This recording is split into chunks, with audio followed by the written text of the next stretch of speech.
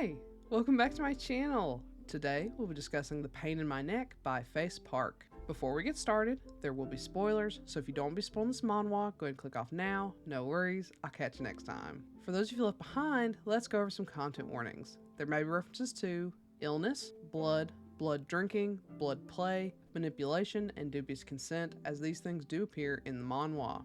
But if that's all good with you, let's go ahead and get started.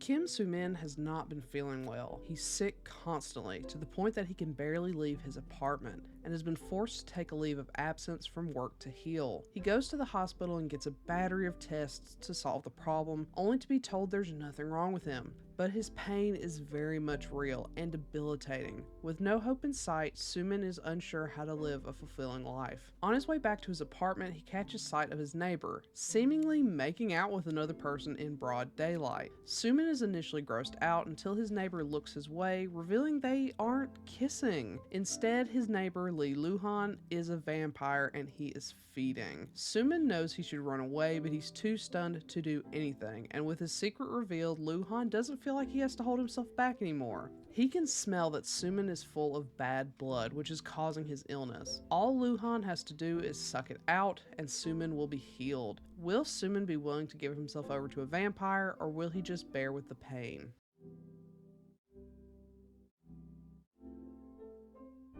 To start out with, I love Face Park.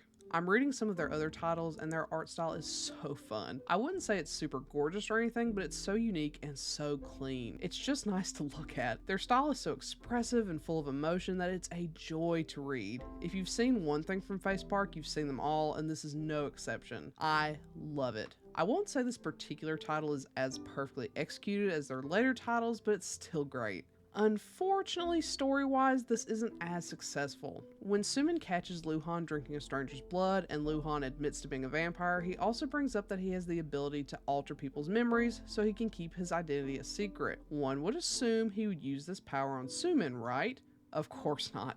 This is a romance manhwa and it's not meant to be logical. However, the reason he does not erase Soo-min's memories is so bad. What is it, you may ask? It's essentially IDK, I just don't feel like it. It's such a throwaway line. The concept of altering memories might as well have not even been brought up, and I think the story would have been better for it. The power to alter memories is also never brought up again, which again just felt so weird and random. If I had it my way, I would have made it so Luhan had been feeding on Soo-min in the past, erasing his memories each time, but growing to love and care for Soo-min without Soo-min knowing. Maybe Soo-min had been sick for a long time and Luhan had quietly been healing him over time. But feeling like he's growing too close, he stops, only for Soo-min to get so sick he can barely work. Luhan would then leverage this opportunity to make Soo-min fall for him. This would make the throwaway IDK reason more sensible to avoid the real reason and provide a purpose for the memory altering power. Unfortunately, this is all just my fanfic for this, as none of it happens. Sad.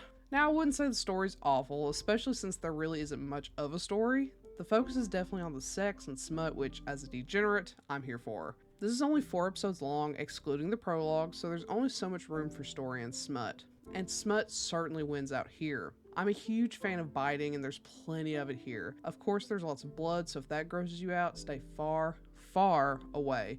But I had a really good time with it.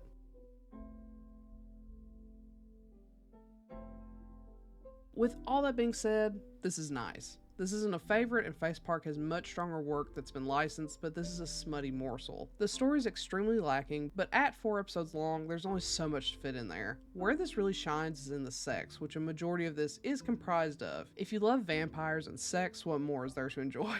So, have you read The Pain in My Neck? If so, what do you think? Do you agree with my assessment? Do you not?